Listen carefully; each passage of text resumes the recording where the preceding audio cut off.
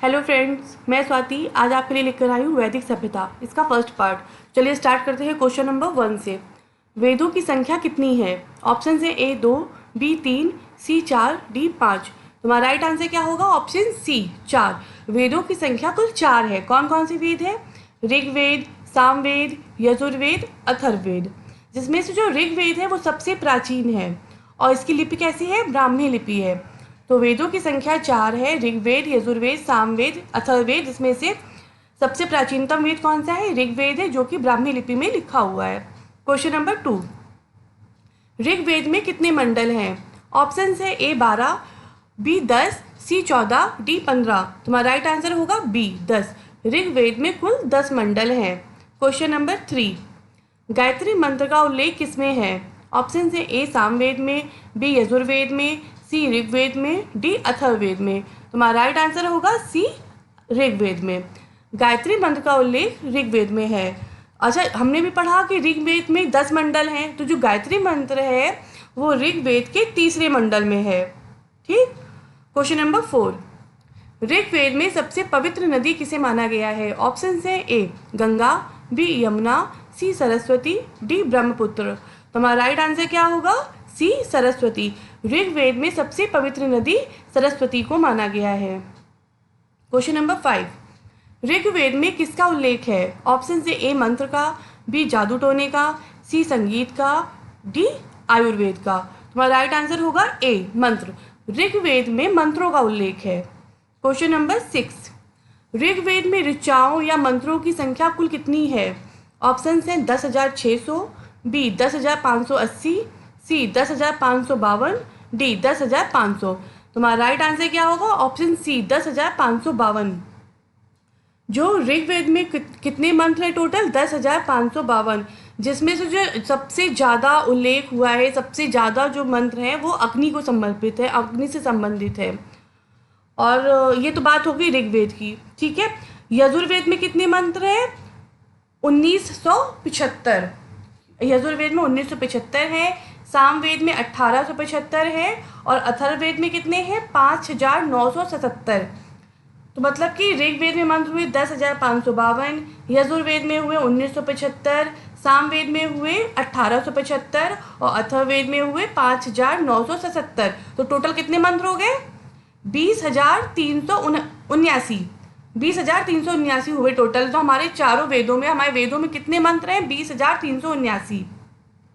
ये तो हो गई मंत्रों की बात। लेकिन ये जो वेद हैं उनकी रचना किसने की? ऐसा तो नहीं कि एक ही इंसान ने सब सारे वेद रच दिए। सबके जो रचयिता है वो अलग अलग है। ऋग्वेद के रचयिता कौन है? धन्वंतरी। यजुर्वेद के कौन है? विश्वामित्र। सामवेद के कौन है? भरत मुनि। और अथर्ववेद के कौन है? विश्वकर्मा। ये याद रखने वाली चीज़ें हैं, क्योंकि कभी कभी ये चारों नाम दे देते हैं और एक वेद दे देंगे कि कौन से किसके रचयिता है, तो कन्फ्यूज़न होता है। तो ऋग्वेद के रचयिता कौन है? धन्वंतरी। यजुर्वेद के विश्वामित्र, सामवेद के भरत मुनि और अथर्ववेद के विश्वकर्मा। तो चलिए चलते हैं क्वेश्चन नंबर 7 की ओर। सामवेद में किसका उल्लेख है? मंत्रों का, जादू का, संगीत का या आयुर्वेद का? तुम्हारा राइट आंसर होगा सी संगीत का। सामवेद में संगीत का उल्लेख है।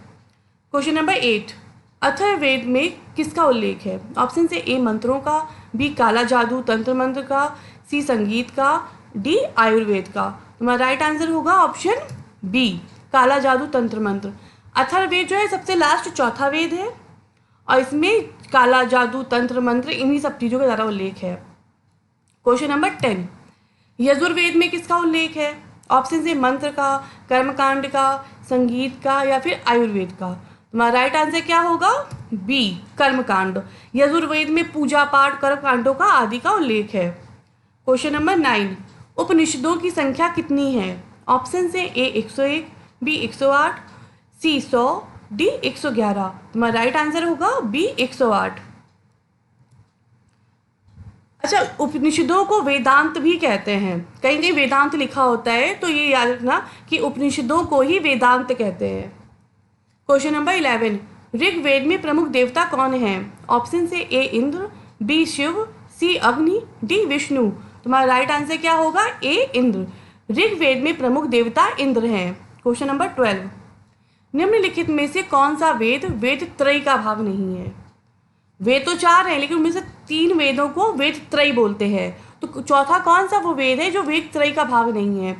तो ऑप्शन है ए सामवेद, बी यजुर्वेद, सी ऋग्वेद, डी अथर्ववेद। तो हमारा राइट आंसर क्या होगा? डी अथर्ववेद। क्योंकि बाकी जो वेद है ऋग्वेद, यजुर्वेद, सामवेद, इनमें मतलब भगवान से रिलेटेड है, दर्शन है, पूजा पाठ है, ये सारी चीज़ें हैं। लेकिन जो अथर्ववेद है वो थोड़ा सा अलग हटके है, उसमें जादू टोना, काला जादू, तंत्र मंत्र, ये सब चीज़ें ज़्यादा हैं, तो उसको वेद त्रय का हिस्सा नहीं मानते हैं। और ये सबसे अंतिम वेद भी, सबसे लास्ट वेद यही था। क्वेश्चन नंबर 13, नचिकेता और यम के बीच का सुप्रसिद्ध संवाद किस उपनिषद में उल्लिखित है?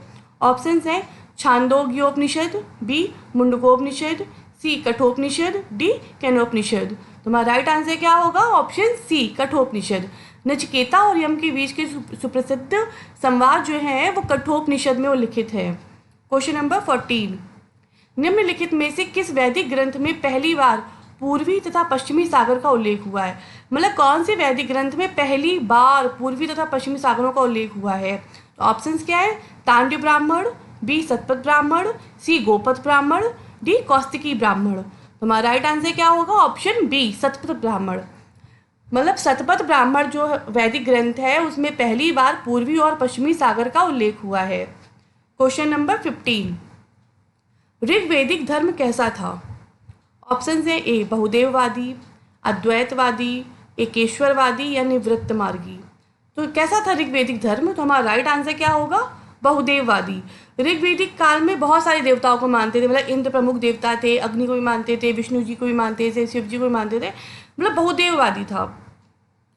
क्वेश्चन नंबर 16, मैत्रेयी संहिता का संबंध किससे है?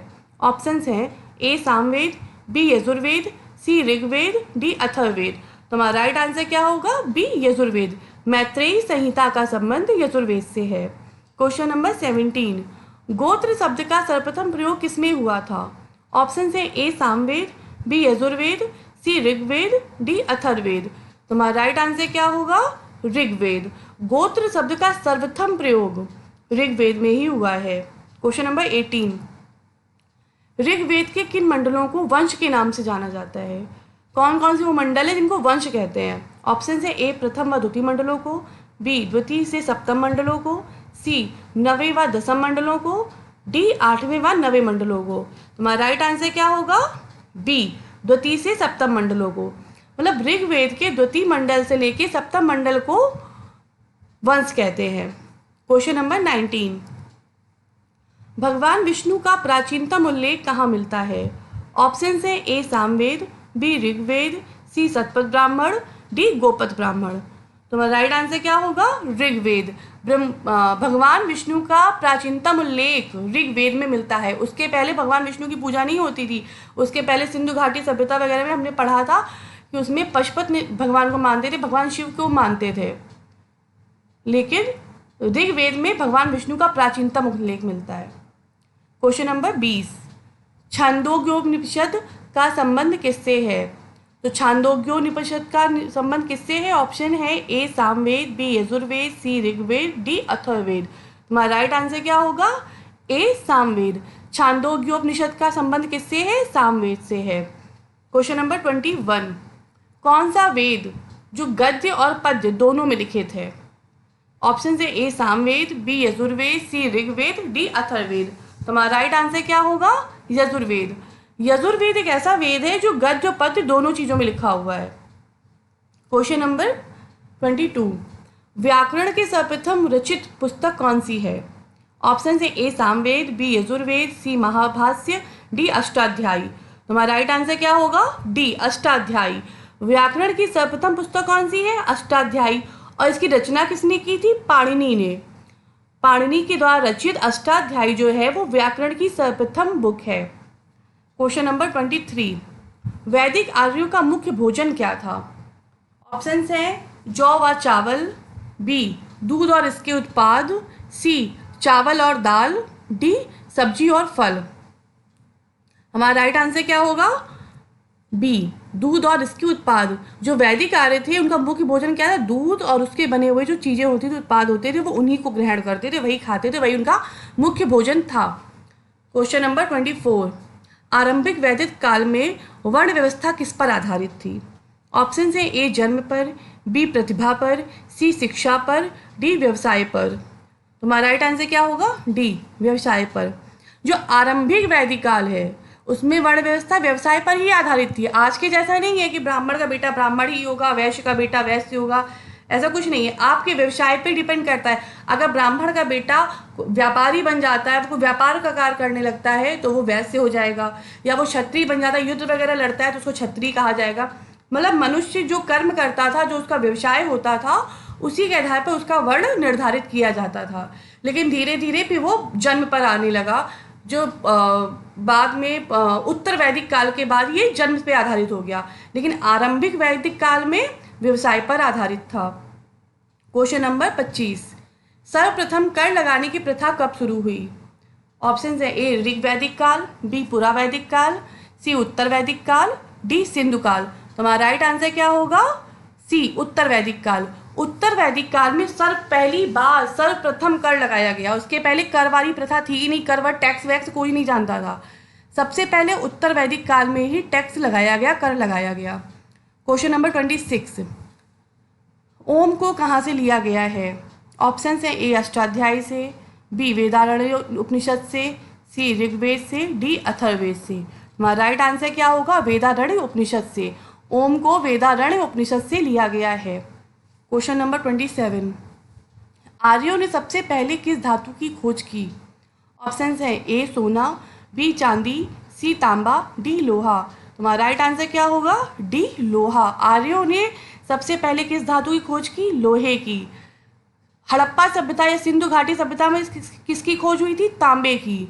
तब लोहा लोग नहीं जानते थे, आर्यों ने खोज की लोहे की।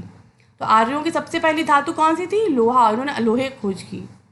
क्वेश्चन नंबर 28, ऋग्वेद में अधन्य शब्द का प्रयोग किस पशु के लिए किया गया है? ऑप्शन है ए गाय, बी बकरी, सी घोड़ा, डी हाथी। हमारा राइट आंसर होगा ए गाय।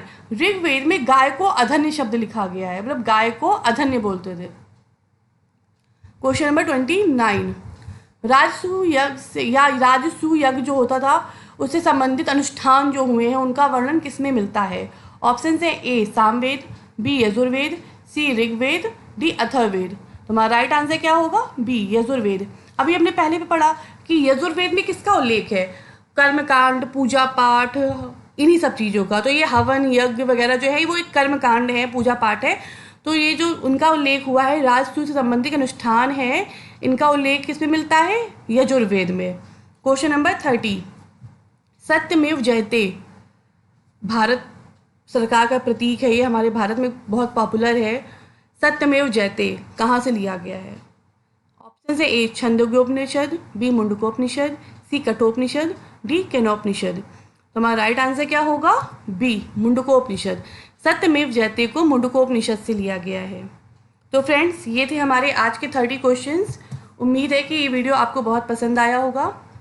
तो प्लीज़ इसको लाइक करिए, सब्सक्राइब करिए और शेयर करिए, और अपने आपके जो भी सजेशंस हों प्लीज़ कमेंट करिए, तो जिससे हमें भी पता चलेगा हमारी क्या कमियां हैं, क्या है, तो उसको हम इम्प्रूव करेंगे अपने वीडियो में।